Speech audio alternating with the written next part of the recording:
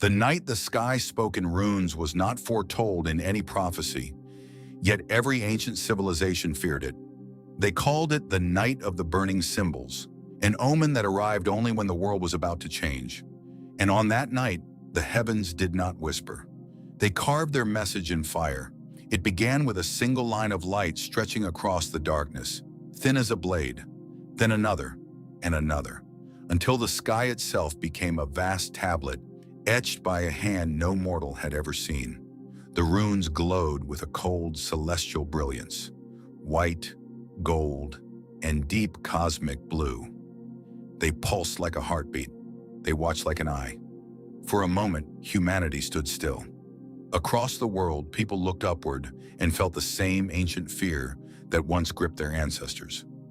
Because the sky had spoken before, and every time it did, something was taken. The first rune was simple, a spiral of light turning inward. Ancient sky watchers believed this symbol meant return. Return to what? Return to whom?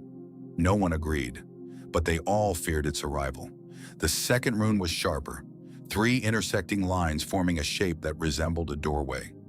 Cultures separated by oceans once recorded this symbol as threshold, a crossing, a boundary between realms, a warning that something was approaching.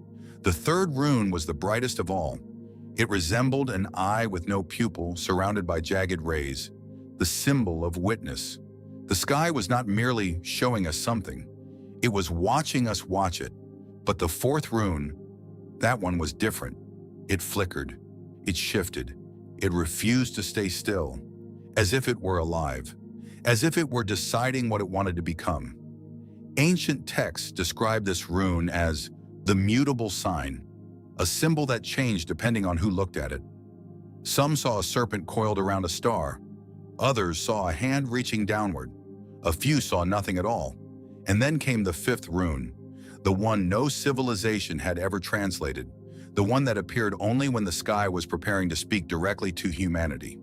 The rune formed slowly, as if the heavens themselves hesitated. Lines of light curved into a shape that defied geometry.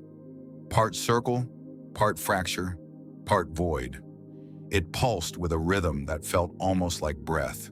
And when it stabilized, every person who looked at it felt the same sensation, as if something ancient had turned its attention toward them. The sky watchers of old believed that the runes were not written to humanity. They were written about humanity, a cosmic record, a ledger of our actions, our failures, our forgotten promises. And when the fifth rune appeared, it meant the ledger was being updated. The runes grew brighter, the air grew colder, and the stars themselves seemed to retreat, leaving only the symbols burning above. Across forgotten temples, carved stones began to glow. Runes etched thousands of years ago awakened, mirroring the sky.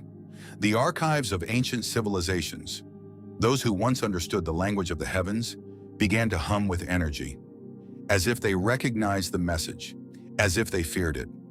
One legend from the northern sky watchers spoke of a night like this. They called it the Celestial Reckoning, a moment when the sky judged whether humanity had honored the ancient pact. A pact made long before written history, a pact sealed in starlight. But the legend never revealed what the pact was, or what happened when it was broken. The runes shifted again, aligning themselves into a pattern, a sentence, a declaration, a warning. The mutable runes stabilized, locking into place, and suddenly the symbols made sense. The first rune, return; the second, threshold; the third, witness; the fourth, becoming; the fifth, judgment. The sky was not speaking to us, it was announcing something. A return, a crossing, a witness, a transformation, a reckoning. The runes flared, brighter than lightning, brighter than dawn. Shadows stretched across the earth as if trying to escape the light. And then for a single heartbeat, the sky went silent. The runes vanished, the stars returned, but the message remained. In the days that followed, strange phenomena appeared across the world. Rivers flowed backward for moments at a time. Animals stared at the sky as if waiting for something. People reported dreams filled with symbols they had never seen before, yet somehow understood. The ancient archives, once dormant, continued to glow. Their runes refused to fade. Scholars and mystics gathered, trying to decipher the meaning behind the celestial message. But every translation ended the same way. The sky has spoken, and it will speak again. Because the runes were not a prophecy, they were a countdown, a cosmic reminder that humanity is not alone in the universe, that something ancient watches us, judges us, awaits us. And when the sky speaks in runes, it is never without purpose. The night the sky spoke was not the end. It was the beginning, a beginning written in light, a beginning carved into the heavens, a beginning we were never meant to ignore. Descend deeper into the archives. The sky has more to say.